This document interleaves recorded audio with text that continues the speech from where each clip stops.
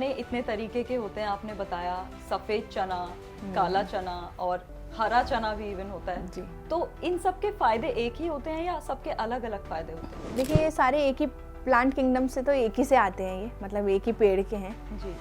लेकिन इन सब के फ़ायदे थोड़े से जो न्यूट्रिएंट वैल्यू है इसकी वो थोड़ी थोड़ी हर किसी में अलग हो जाती है। जी। क्योंकि काला चना जो होता है वो होल होता है पूरा, उसमें कोई प्रोसेसिंग नहीं होती, छिलके समेत होता है, तो उसके अंदर फाइबर कंटेंट बहुत ज़्यादा होता है और उसके अंदर प्रोटीन काफ़ी ज़्यादा होता है और बी वाइटामिन्स बहुत सारे होते हैं क्योंकि वो होल है। होल फूड जो भी पूरा होल है उसके अंदर बी वाइटामिन्स बहुत सारे होते हैं।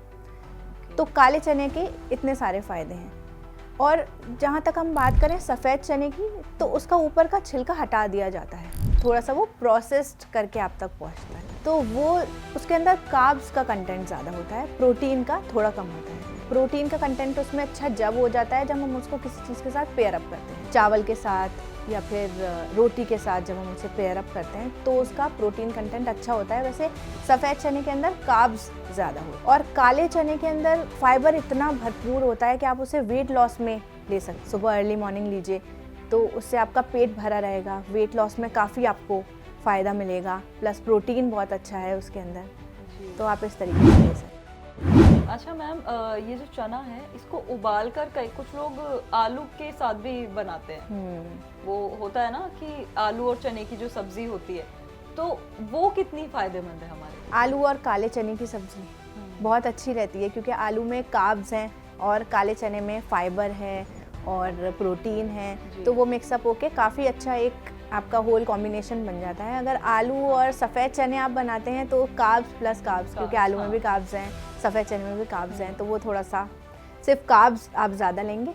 और अगर आलू और काले वाले चने की आप बनाते हैं वो ज़्यादा फायदेमंद रहते हैं। चने हम लोग कई तरीके से खाते हैं, हम सारे लोग भिगोकर भी, उबालकर भी और भुना हुआ चना भी खाते हैं।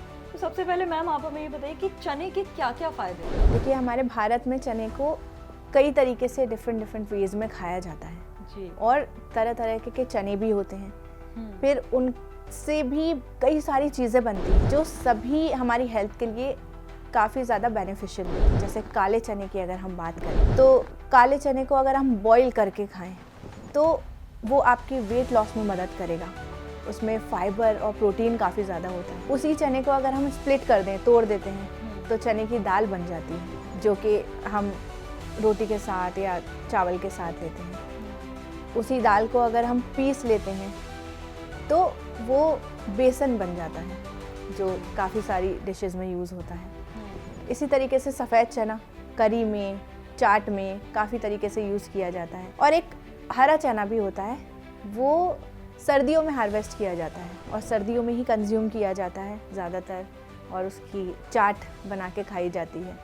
तो इस तरह से हम चने को डिफरेंट तरीके से हम लेते हैं। अच्छा मैम, अगर बात करें भुने हुए चने की जो मार्केट में मिलता है अक्सर, वो भुने हुए चने के क्या फ़ायदे होते हैं? भुने हुए चने के बहुत ज़्यादा फ़ायदे हैं, इवन बच्चों के लिए बहुत अच्छा होता है वो, क्योंकि एक तो स्नैकिंग में काम आता है, जो आपको दिन भर छोटी छोटी भूख लगती है, चाहे सुबह में एकदम आप उठ के खा लें, सुबह सुबह खाली पेट भी उसको खाया जाता है, बहुत ताकत देता है आपको, चाहे वो बूढ़े लोग हों चाहे बच्चे हों, कोई भी उसको खा सकता है।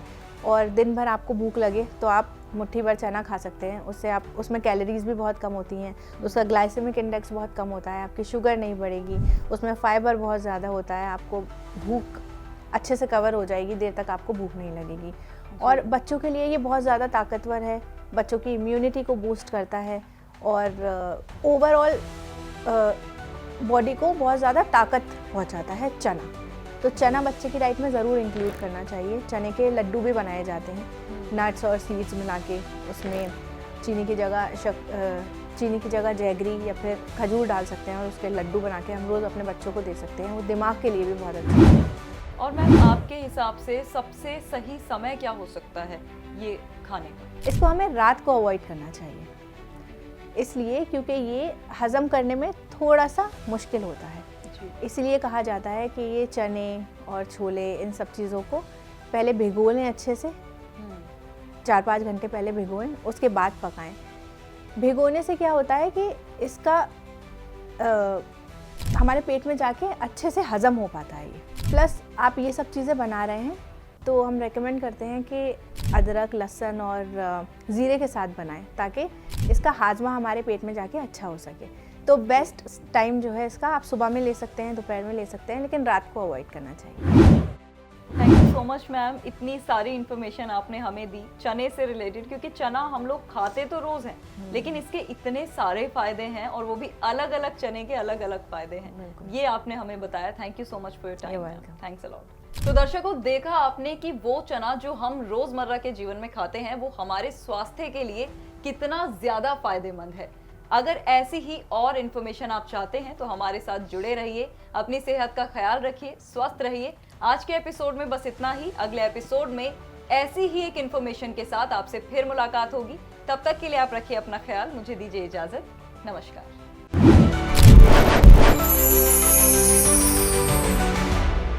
हेल्थ से जुड़ी सभी अपडेट्स को जानने के लिए आप हमारे चैनल को सब्सक्राइब कर सकते हैं और बेल आइकन दबाना ना भूलें।